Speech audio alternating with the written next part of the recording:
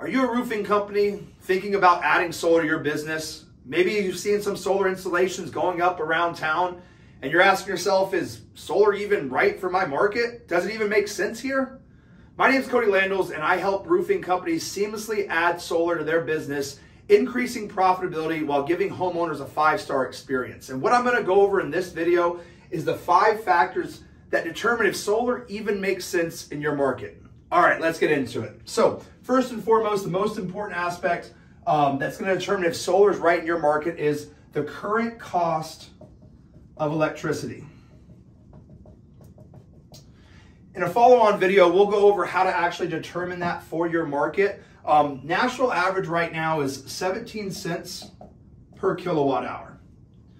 And now what solar does is solar is going to offset this. Solar is an actual exchange of money for solar power instead of money for electricity. So the cost of electricity will be a huge factor in determining how much solar makes sense. Now the cost of electricity ranges across the nation to as high as 35 cents per kilowatt hour in the Northeast, all the way down to 10 to 12 cents per kilowatt hour in the Midwest and in some parts of the northern West.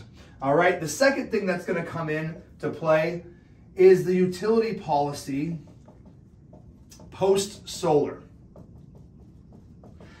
And what I mean with this is how solar works is you're going to overproduce some electricity during certain parts of the day and certain months out of the year. You're going to take that excess electricity and export it back to the utility company. Now, what are they going to do with that excess electricity? A common term that you're going to see within solar is net metering. Now, if the utility company offers a true net metering policy, that means for every dollar of electricity sent, dollar of electricity will be owed.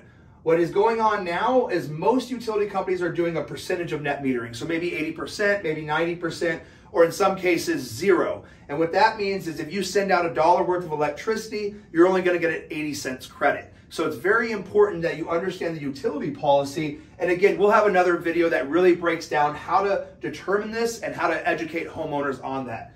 Number 3, state tax credit. So one of the biggest factors that work in favor of going solar is that 30% federal tax credit that subsidizes the cost of going solar.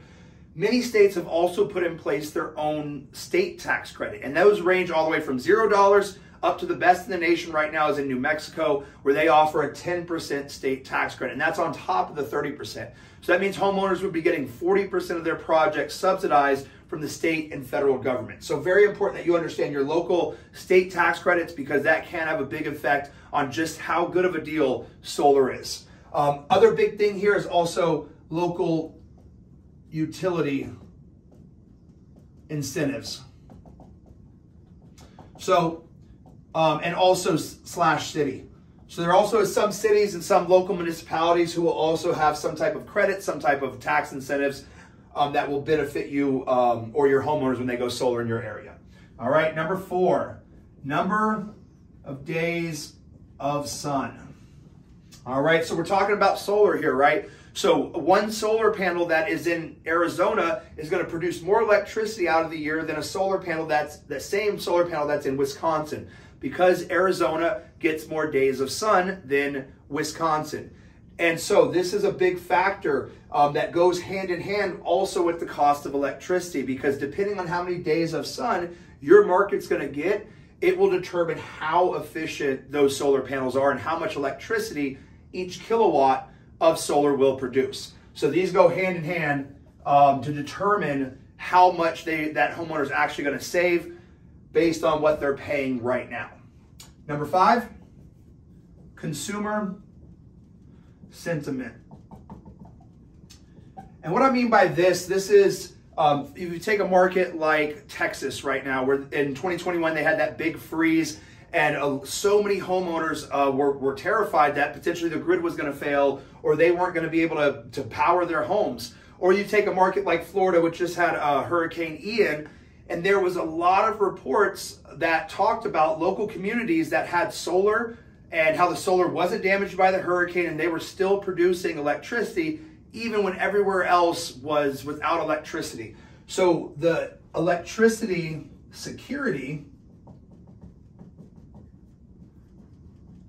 can sometimes be a bigger motivating factor than actually saving money. And so it's really important to understand what has happened in your market.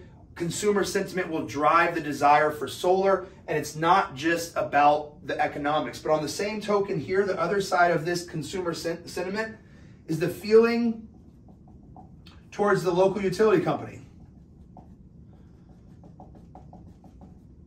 Have they just announced another double-digit price increase?